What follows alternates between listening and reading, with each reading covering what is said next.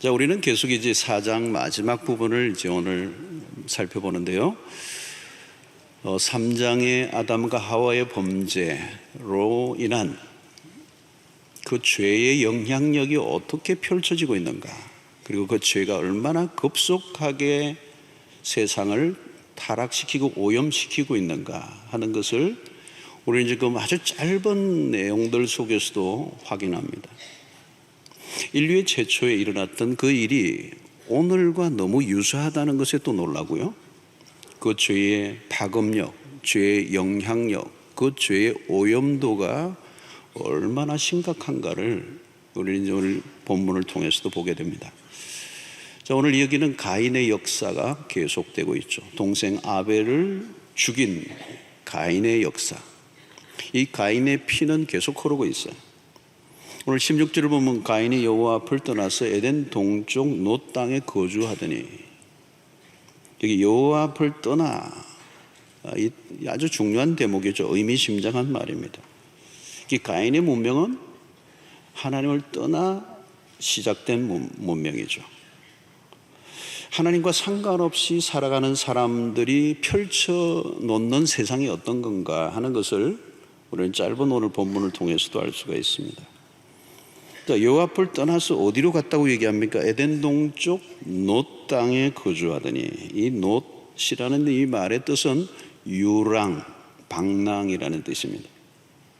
하나님을 떠난 인생은 방랑입니다. 방랑. 하나님을 떠나면 그 인생 자체가 유랑객과 같은 거죠. 그 유랑이라는 것은 뭘까요? 소외된 삶을 말합니다. 다시 얘기하면 어디에도 소속되지 못한 삶, 그게 유랑이에요. 그것이 바로 놋 땅에 살고 있는 바로 가인의 모습입니다. 오늘 우리는 17절부터 가인의 뒤를 이은 7대에 이르는 인물들이, 그 자손들의 인물들이 열거되고 있습니다. 7대에 흐르는 동안에 인류의 최초의 어떤 일들이 일어나고 있는가 하는 것입니다. 자, 가인이 여호와를 떠나 가장 먼저 한 일이 무엇인지 17절을 보면 알 수 있습니다. 아내와 동침함에 그가 임신하여 에녹을 낳으니라. 가인이 성을 쌓고 그의 아들의 이름으로 성을 이름하여 에녹이라 하였다. 자, 에녹이라는 아들을 덕남했습니다. 그리고 그 아이의 이름을 따라 성을 쌓고 그 성의 이름을 에녹성이라 했다. 이 에녹이라는 이 히브리어 하나트라고 하는 단어는 시작하다라고 하는 의미가 들어 있습니다. 아마도 가인은 에녹을 낳은 이후에 새로운 어떤 삶의 출발점으로 삼았던 것 같아요. 자, 그런데 그가 한 것은 뭐냐면 제일 첫 번째는 성을 쌓았다는 것입니다. 자, 왜 성을 쌓았을까요? 그 이유는 자신을 보호하기 위하여. 여러분, 성은 오늘날의 의미로는 도시를 의미합니다. 도시, 시티. 번역이 그렇게 되어 있습니다. 성이죠. 자, 성경 안에서 이 성은 도시, 곧 부정적인 의미를 많이 담고 있습니다. 가인이 성을 쌓은 것부터 시작해서 바벨탑 사건, 그리고 소돔과 고모라 도시도 역시 도시의 타락을 얘기하죠. 이 성은 하나님으로부터 독립하여 살아가고자 하는 문명사회 전체를 일컫기도 합니다. 인간은 독립을 원해요. 그러나 독립할 수 없습니다. 왜요? 인간은 하나님을 의존하여 살아갈 수 있도록 만들었기 때문에 그렇습니다. 자, 성을 쌓아 올리는 심리 안에는 뭐가 있어요? 불안함이 있는 겁니다. 불안할수록 성은 높이 쌓아야 되는 거죠. 오늘도 마찬가지입니다. 도시는 인간이 하나님이 없는 독립을 원하여 만들어내고 있습니다. 인간이 자신의 힘으로 자신을 보호하고 자신의 생존을 책임지고 자기의 길을 달려가고 있는 현대 도시는 오늘 가인이 쌓았던 성과 유사합니다. 내가 나를 지켜내는 거죠. 그래서 도시는 불안으로 시작되었습니다. 이 불안의 원인은 하나님을 떠나 인간이 만든 성의 부실함 때문입니다. 인간이 자기 보호를 위해 성을 쌓지만 안타깝게도 자신이 그 성 안에 갇히게 되죠. 그래서 성은 단절을 만들어냅니다. 오래전에 영국에 가서 런던 그 근교에 아주 그 멋진 성을 가보았는데요. 실제로 성주가 살고 있는 성이었습니다. 어마어마한 성이었어요. 뭐 땅도 넓고 안에는 잔디밭에 멋있는 저택들이 쫙 있는데 너무나 아름답고 거대한 위용을 갖추고 있는 성을 보았습니다. 그런데 제가 보기에는 전혀 행복해 보이지가 않아요. 저 안에 있으면 아무리 넓은 성이지만 그 바운더리, 그 성을 쌓고 있는 동안에 그 안에 갇혀 있잖아요. 성주가 있는 곳보다 제가 있는 곳이 훨씬 넓잖아요. 그렇죠? 안에 있는 사람보다 바깥에 있는 사람이 훨씬 넓은 곳에 살고 있잖아요. 그러니까 이 안내하는 분이 나중에 얘기를 하더라고요. 묻지도 않았는데 이 성주가 알코올 중독자라고 하는 거예요. 너무도 거대한 성에 살고 있지만 고립된 삶인 거예요. 모든 걸 다 갖추고 있을지 모르지만 그런 넓은 감옥 안에 사는 거와 마찬가지. 이런 성을 쌓고 사는 동안에는 고립되고 자유를 잃습니다. 정신병이란 뭘까요? 여러분, 자기 세계에 갇혀 빠져나오지 못하는 상태입니다. 지금도 마찬가지죠. 여러분, 사람들에게 자연스럽게 다가가지 못하고 누군가가 나에게 자연스럽게 다가오는 것을 거북스러워하는 삶, 그게 뭐예요? 자기 세계에 갇혀 있는 겁니다. 여러분, 도시는 어떤 곳입니까? 중독자들이 많아요. 자기 세계에 갇힌 자들은 무엇인가에 빠져 있습니다. 중독이란 사로잡혀 있는 거예요. 나를 행복하게 해줄 줄 알았는데 속고 또 속는 것입니다. 자, 여러분, 이 도시 안에는 사람들이 많이 모여들죠. 인구가 높아지면 죄의 오염도가 가속화됩니다. 오늘 21세기의 가장 큰 변화 중에 하나가 온 세계가 도시화되고 있다는 거예요. 문명사회 안에서 폭력과 각종 이권과 집단적인 범죄와 분열들이 끊임없이 야기되고 있습니다. 오늘 현대사회에 일어나는 모든 문제는 이 도시 안에서 주로 일어납니다. 도시에는 상례적으로 하나님을 거부하는 문화들이 있습니다. 도시의 삶은 정신없이 바빠요. 온갖 거짓과 부정이 벌어지는 치열한 전쟁터와 같은 곳이죠. 이 성을 쌓으면 어떻게 되죠? 성과 성 사이에 싸움이 벌어집니다. 서로 뺏고 빼앗기는 전쟁이 불가피하게 되는 것입니다. 자, 오늘 이 도시 생활은 어쩌면 가인이 성을 쌓았던 그 가인의 후예들이 만들었던 도시의 삶이 오늘 우리의 모습일지도 몰라요. 그래서 21세기는 도시 선교가 핵심적인 주제입니다. 영적 전쟁의 핵심이죠. 눈에 보이지 않는 싸움이 오늘 우리 안에 일어나고 있습니다. 아이들이 학대를 당하는 일들이 오늘 우리 안에 계속 들려오고, 가족들의 살인들, 근친상간, 청소년들의 마약 문제, 곳곳에 수없는 문제들이 오늘 도시 안에서 벌어지고 있는 거죠. 여러분, 그 배후에 무엇이 있는지를 보아야 합니다. 이 도시의 문명의 출발 자체가 하나님을 거부함으로 시작되었다는 거예요. 그래서 우리는 영적인 민감성을 가지고 이 세상을 바라볼 필요가 있습니다. 자칫하면 우리는 이 도시에서 뿜어내는 거대한 죄의 화력에 정신을 잃고 따라가다 보면 우리는 길을 잃어버릴 수가 있습니다. 여러분, 인구 밀도가 높으면 사람들이 예민해지고요, 날카로워져요. 그리고 잔인해집니다. 이웃이 없어요. 각자 자신의 성에 갇혀 있습니다. 오늘의 아파트도 비슷한 것이에요. 성과 같은 모습입니다. 벽과 벽 사이에 무슨 일이 일어날지 모르죠. 철저히 외부와 단절된 공간입니다. 이 은폐된 공간에서 개인주의적 삶은 불가피해요. 가인이 만든 이 성과 대조되는 그 개념이 하나 있는데, 이 도시, 가인이 만드는 이 성과 다른 하나의 개념이 성경에 나오는데 그게 예루살렘 성입니다. 이 예루살렘 성은 하나님께서 사도행전에 새롭게 시작된 교회가 하나의 모형입니다.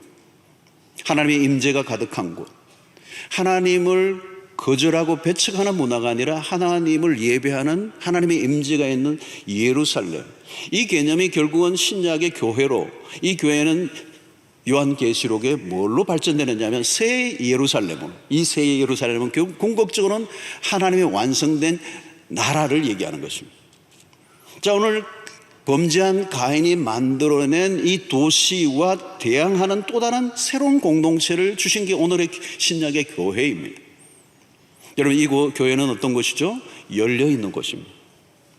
우리끼리 담을 쌓고 우리끼리만의 천국을 만드는 곳이 교회가 아니고, 교회는 세상을 향하여 활짝 열려있는 교회, 그리고 세상을 향하여 다가가는 교회, 그리고 세상 안에 하나님의 복음을 전가하고 세상 사람들이 누구든지 올 수 있는 공동체로 만드는 것, 그것이 오늘 닫혀있는 성을 쌓아가는 가인의 성과 대립되는 하나님의 새로운 공동체를 하나님이 만들어 주셨어요. 여러분, 예수님은 공생애 동안에 하신 매우 중요한 것 가운데 하나, 12명의 제자들과 공동체의 삶을 이루셨어요. 그냥 교육하는 한 번씩 학교식의 방식이 아니라 함께 삶을 나누는 완전히 오픈된 삶을 하셨어요. 이것은 닫힌 고립된 성을 쌓는 문화와 전혀 다른 모습이에요. 함께 삶을 나누고 함께 먹고 자고 함께 애환을 나누고. 여러분, 오늘 교회가 그 모습이어야 한다는 거예요.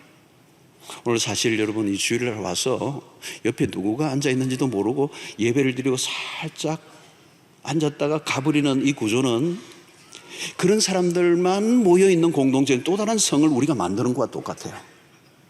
그래서 우리는 더 많이 교인들이 오면 주차 경쟁자가 많아질 뿐이에요. 그리고 자리도 불편하고, 우리는 서로 이 또 다른 도시를 만들고 또 다른 하나의 거대한 집단성을 만드는 것은 주님이 원하시는 모습이 아니에요. 이 가인이 만드는 성과 대립되는 개념, 이 하나님의 공동체는 바울이 신약에서 그리스도의 몸이라고 얘기합니다. 함께 삶을 나누는, 분리될 수 없는, 연결되어 있는, 그래서 우리의 삶의 모든 행보령이 서로에게 연결되어 있는 열린 공동체. 우리 교회에는 뭐가 있느냐 하면 사랑방이 있습니다. 우리 교회를 진정으로 경험하고 하나님의 원하시는 그 공동체를 경험하려고 하면 어디에 들어가야 하느냐면 사랑방에 들어가야 되는 거예요. 그리고 우리의 집을 오픈해야 되는 거예요. 사랑방을 하는 동안에 집을 누구나 다 오픈하고 누구든지 올 수 있게 하고 함께 삶을 나누고 그들을 격려하는 공동체. 여러분, 인간이 만든, 가인이 만든 성은 자기를 보호해 줄 수가 없어요. 자기가 스스로를 보호하기 위해서 더 성을 높이 쌓아가는 동안에 더 불안은 심화되고 더 위험해지기 시작하는 것.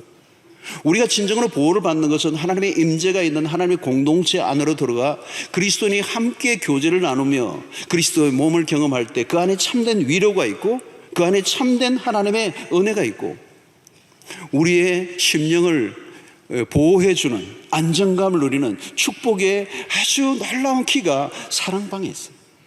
사랑하는 성도 여러분들 가운데 아직도 사랑방에 참여하고 있지 않는 분들이 있다면 꼭 사랑방에 들어가시기를 바랍니다. 강추를 합니다. 이 연사 강력히 주장합니다. 우리 옆에 분들에게 한번 인사합시다. 사랑방에 참여합시다. 한번 인사합시다. 사랑방에 참여합시다.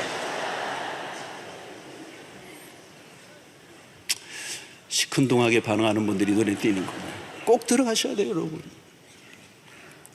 나만의 성을 쌓고 살아가는 것은 불행한 삶이에요. 내 개인의 삶만 내가 챙기고 내가 보호하면 된다고 생각하면서 위험한 거예요. 오늘 현대사회의 모든 정신병은 홀로의 성에 갇혀있는 사람들에게서 일어나는 거예요. 공동체는 여러분 그 모든 것의 치유예요. 회복의 길이에요.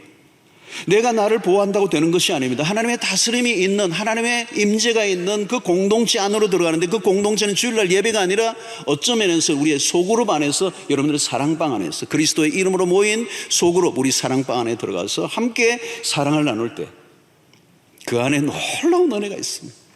놀라운 치유가 있고요, 놀라운 안정감이 있고요, 그것보다 더 놀라운 축복이 없습니다. 하나님 우리에게 주신 놀라운 축복인 것이죠.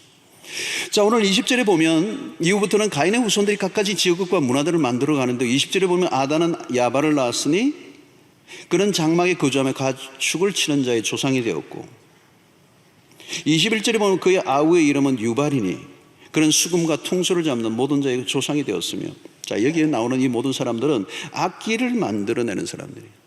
최초의 음악가들이 나옵니다. 음악가들. 하나님이 인간에게 주신 그 창의력을 동원해서 이미 이 시대에 그 고대 사회에 인류의 최초의 그들이 데리고 있는 가축들을 뿔을 이용해서 악기를 만들고 연주를 하고 작곡을 하고 문화가 일어난 것입니다.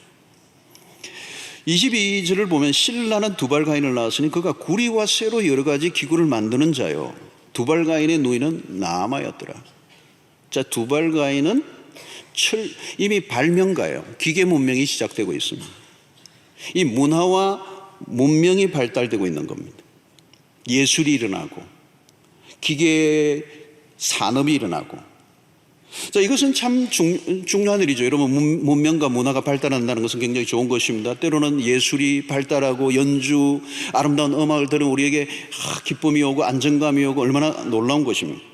의학이 발달되어 사람들의 질병을 퇴치하고 이런 것들은 인류에 굉장히 좋은 공헌을 하는 것이죠. 자, 그러나 문명의 발달로 인해 가져다 준 비극도 많아. 여러분, 노벨상을 우리가 잘 아는 것처럼 노벨이라고 하는 그 사람이 본래는 다이너마이트를 만들었던 사람이에요. 좋은 어떤 기여를 하기 위해서 만들었는데 나중에 그게 비극적으로 쓰여지는 것에 대한 마음의 양심의 가책을 느끼고 노벨상을 만든 계기가 돼요. 이 문화와 예술, 과학, 기술이 하나님 앞에 잘 사용되어지는 것은 참 좋은 일이지만 하나님이 없는 문명과 문화 안에는 위험성이 있다는 거예요. 특별히 여러분, 한국은 핵 문제도 있죠. 지금 북한은 어마어마한 핵을 갖고 있습니다. 이게 인류에게 어떤 파괴를 가져올지 우리는 알지는 못합니다. 요즘 인터넷, 생명공학의 위험성들, 윤리성이 결여된 과학은 세상을 재앙으로 몰고 갈 수도 있습니다. AI 혁명으로 인공지능 로봇가 이제 개발이 되고 하면 어떻게 되죠? 이게 미래에 우리가 어떤 일이 일어날지 알 수가 없습니다. 많은 사람들은 하나님과 인간 사이에 어떤 것도 없는데 만약 AI 인공지능 로봇가 생기면 하나님과 인간 사이에 또 다른 한 존재가 가능한가? 이런 질문을 하고 있는 겁니다. 아마 AI 로봇 시대가 되면 어떤 일이 일어날지 우리는 잘 모르겠어요. 아마 설교자도 나올지도 모르겠어요. 여러분, 과학의 발달로 만들어진 도구들이 인간의 죄를 가속화합니다.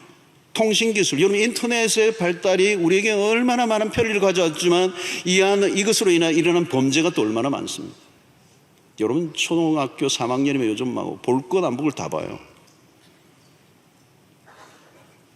요즘은 돌도 되기 전에 아이들이 엄마가 보여주는 동영상을 보기 시작해요. 그 식당에 가보면 돌이 안 돼서 앉아있는데 이렇게 하고 있는 아이들은 돌 되기 전에 3세 이상의 그 동영상에 아이들이 익숙해지면 뇌가 심각하게 뇌에 문제가 나는 거예요. 동물적 뇌가 된다는 거예요. 이거는 교육학을 한 번에 아주 심각한 경종이에요. 3세 이상. 지금 근데 우리가 굉장히 보편화되고 있어요. 그러니까 여러분, 이런 것들이 발달되지만 이 발달이 우리의 삶에 가져오는 게임 중독, 그냥 도청, 도찰, 얼마나 많은 범죄가 일어나고 있습니까? 과학의 문명의 발달이 우리에게 가져다는 좋은 것들이 있죠. 여러분, 오늘도 자동차를 타고 가는 건 편리한 것입니다. 편리하지만 이 편리함이 우리에게 가져다 준 질병들은 말로 걸어 다니기만 해도 우리의 얼마나 많은 병들이 없어질 거라는 거잖아요. 그리고 속도를 내면 어떻게 되죠? 사람은 날카로워지기 시작해요. 혈압이 올라가잖아요. 여러분, 고속도로에 속도를 내면 어때요? 속도만 가는 게 아니라 혈압도 올라가는 거예요. 오늘 문명의 발달에 인간의 내면세계 정신 도덕성은 조금 더 나아지지 않습니다. 또 만들어내는 문화들이 인간의 악과 상관없는 게 아니죠. 그래서 하비 콕스라고 하는 신학자는 인간이 자신들의 생활 도구를 바꾸는 순간 자신이 따르던 신도 바꾼다는 거예요. 그냥 생활 도구가 바꿔지는 게 아니라 자신들이 따르던 신도 바꾼다는 거예요. 우리가 기억해야 할 것은 문명의 뿌리입니다. 문명이 시작된 지점은 뭐냐? 문명은 하나님을 배척함으로 시작됐다는 것입니다. 가인의 문명은 하나님을 제거해버린 문명. 오늘도 마찬가지입니다. 학문이 깊어지고 인간의 이성이 강화될수록 하나님께 가까이 가면 좋은데 역사는 하나님으로부터 멀어졌어요. 여러분, 신학자들도 신학을 학문화시키면서 신학이 타락을 해요. 그리고 그 학문이 깊어지면서 하나님을 부정하는 쪽으로 자유주의가 와버렸어요. 하나님을 떠나 쌓은 공적으로 인간은 스스로 하나님이 되고자 한다는 거예요. 하나님 없이 쌓아 올린 바벨탑은 하나님에게 도전했습니다. 하나님을 부정하고 몰아내면 인간은 스스로 혼란에 빠집니다. 최고의 문명을 오늘 자랑하는 시대를 사지만 어느 시대보다도 인간이라는 존재는 허무함에서 벗어나지 못해요. 바쁘고 정신없이 모두가 왕래를 하고 살아가지만 어디로 향하고 있는지를 알지 못하는 목적지 없는 방랑이 계속되고 있는 겁니다. 사랑하는 성도는, 하나님 없는 인간의 삶은 불안합니다. 더 발달한 문명으로 성을 쌓고 더 높은 빌딩은 늘어나지만 정신병자는 더 늘어나고 있는 거예요. 해운대만 해도 높은 빌딩이 막 올라가잖아요, 여러분. 문명의 고도의 문명을 알려주는 거예요. 그러나 여러분, 정신병자는 더 늘어나고 있는 거예요. 무엇인가를 이루고 가지긴 했지만 불안과 허물을 극복할 길이 없습니다. 지금도 남을 죽이든 자기 자신을 죽이든 죽음의 영이 도시를 사로잡고 있어요. 사람들 입에는 죽고 싶다는 말을 하고 죽일 거야 라고 하는 이 말들이 우리의 주변에서 떠도는 죽음의 영이 우리를 지배하고 있는 거예요. 가인의 문명의 실상을 우리가 볼 수 있어야 합니다. 하나님이 없는 인간이 쌓은 어떤 자랑도 결국은 헛될 뿐이다 라고 하는 것을 성경은 우리에게 말씀하고 있습니다. 23절을 보십시오. 라멕의 아내들이 이르되, 야 아다야와 실라여, 내 목소리를 들어라. 라멕의 아내들이여, 내 말을 들어라. 나의 상처로 말미암아 내가 사람을 죽였고 나의 상함으로 말미암아 소년을 죽였도다. 이 라멕의 노래, 일명 칼의 노래입니다. 라멕이 전쟁에서 이기고 난 다음에 부른 노래예요. 그런데 이 무용담을 늘어놓는데 누구에게? 아내들에게. 라멕과 그의 후손이 만든 문명이 화려하죠. 그런데 잔인한 문명이에요. 어떻게요? 사람을 죽이는데 그냥 죽인 게 아닙니다. 가인이 살인한 것보다 훨씬 더 강도 높은 살인이에요. 사람을 죽이고 어때요? 어린 소년을 죽입니다. 왜 죽였어요? 왜 죽였다고 오늘 얘기합니까? 이게 죽인 그 이유가 재밌어요. 자기에게 상처를 입혔다고. 오늘 여러분, 성경이 그렇게 해요. 자기에게 상처를 입었다고 상대를 죽여버리는 겁니다. 요즘도 똑같죠. 여러분, 자기를 쳐다보았다는 것 때문에 사람을 죽여버려요. 자신을 무시했다고 사람을 죽이는 거예요. 성경은 계속해서 우리에게 무슨 메시지를 전달해 주고 있습니까? 인간의 잔인성, 죄의 포악성. 여러분, 복음의 언급은 어쩌면 무기를 사용하여 사람을 죽였을 가능성이 높습니다. 이 날카로운 무기의 개발이 오늘 역사 속에서 계속되고 우리 남북 간에서 지금 느끼고 있는 것입니다. 라멕은 사람을 죽인 것을 자랑스러워하고 노래하고 있습니다. 영웅심리에 빠져 있고 그것을 능력이라고 축켜 세웁니다. 여러분, 이것이 라멕, 가인이 만든 문명이에요. 자, 오늘날 사람들이 얼마나 포악합니까? 인간의 죄성과 자극적인 이 충동적 문화가 맞물리면서 요즘 또 끔찍한 일들이 많이 벌어지죠, 여러분. 그래서 요즘 저는 이 언론의 이 사건들을 보면서 이 창세기 4장에 나타난 이것과 너무 똑같은 거예요. 너무 똑같은 거예요. 영화에서 나오는 엽기보다 더 엽기적인 거예요. 그런데 그것이 오늘이 일어난 게 아니라 고대사 인류의 최초의 아담과 하와의 후손들에게 이미 일어난 일이에요. 성도 여러분, 오늘 우리는 어느 시대보다 문명이 발달한 시대를 살고 있습니다. 그러나 어느 때보다도 영적으로 어두운 시대를 살고 있어요. 그래서 어떤 역사학자는 오늘의 시대를 문명의 황혼기라고 그래요. 이제 끝지점이라는 겁니다. 성경은 분명히 얘기하죠. 시간관이 마지막으로 가고 있다. 선로를 이틀한 열차처럼 끝을 패망이고 그 길로 걸어가고 있는 겁니다. 그래서 라멕은 지금 사람을 죽인 것으로 인하여 오히려 자랑하고 있는 이 잔인성, 거기에 대한 하나님의 심판은 뭡니까? 가인에게는 벌을 7배를, 그러나 라멕에게는 77배의 벌을 내리겠다. 하나님이 그 죄에 대해서 심판을 내리시는 모습을 우리에게 보여주고 있습니다. 자, 우리는 이 겉으로 보면 굉장히 화려한 문명 같지만 이 문명의 한가운데 사람은 하나도 변하지 않았어요. 창세기에 있던 그 인간이나 오늘의 인간이나 똑같아요. 그리고 사람을 죽인 그 사람과 나는 똑같은 죄성을 가지고 있는 무서운 존재들이라고 하는 사실을 우리에게 말씀합니다. 문명이 바뀌어서 사람이 바뀌는 것이 아니고 우리의 유행을 바꾸고 옷만 바뀌었을 뿐이지 그 내면의 인간성은 하나도 변하지 않아요. 조직과 모든 걸 바꾸어도 결국은 사람은 그대로요.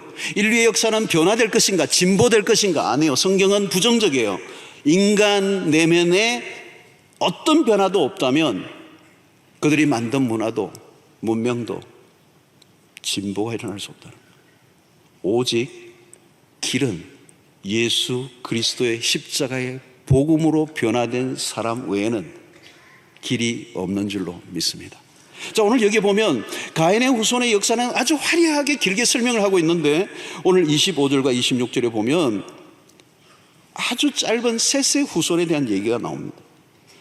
자, 한번 보면 아담이 다시 자기 아내와 동침함에 그가 아들을 낳아 그의 이름을 셋이라 하였으니 이는 하나님이 내게 가인이 죽인 아벨 대신에 다른 씨를 주셨다 함이며, 셋도 아들을 낳고 그의 이름을 에노스라 하였으며 그때 사람들이 비로소 여호와의 이름을 불렀더라. 여기에 굉장히 중요한 대목이 있습니다.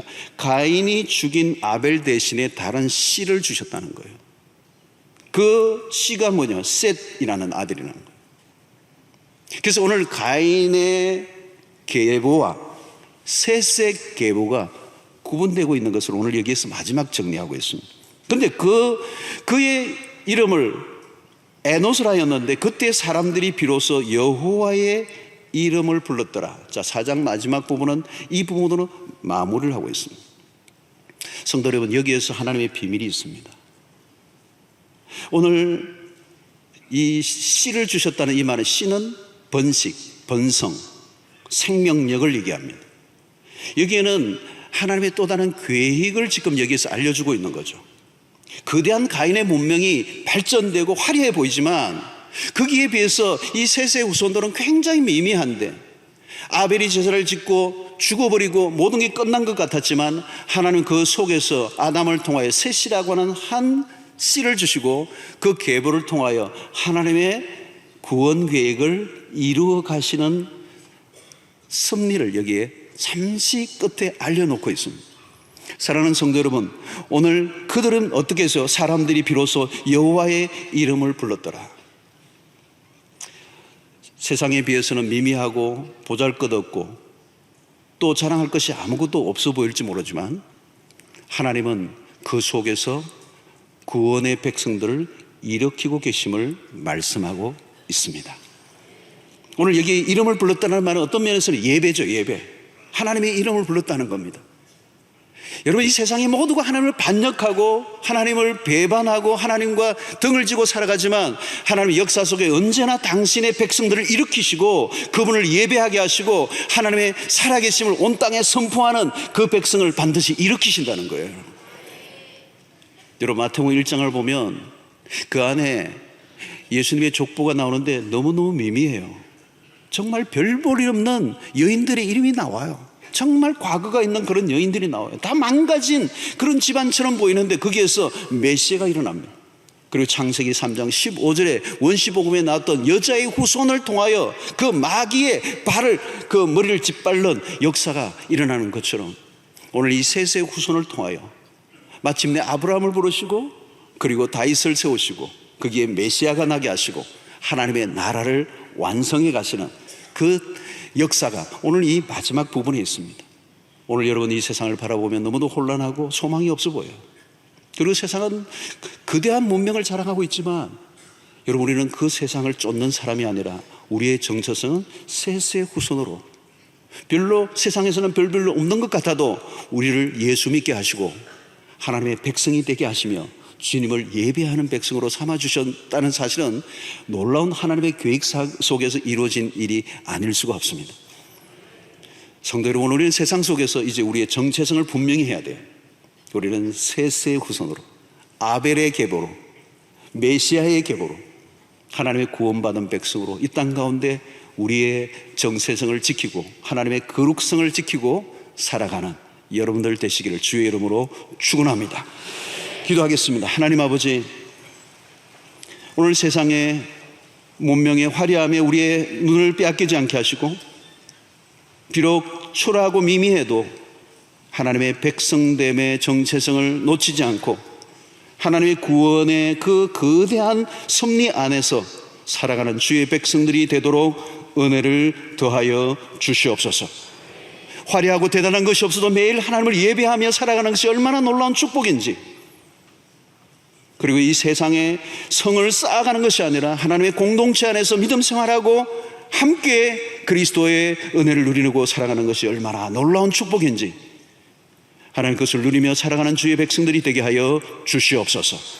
우리의 입술을 통하여 하나님의 하나님 되심을 선포하고 믿음을 끝까지 잃지 않고 마지막 날 승리하는 주의 백성들이 되게 하여 주시옵소서. 예수님의 이름으로 기도하옵나이다. 아멘.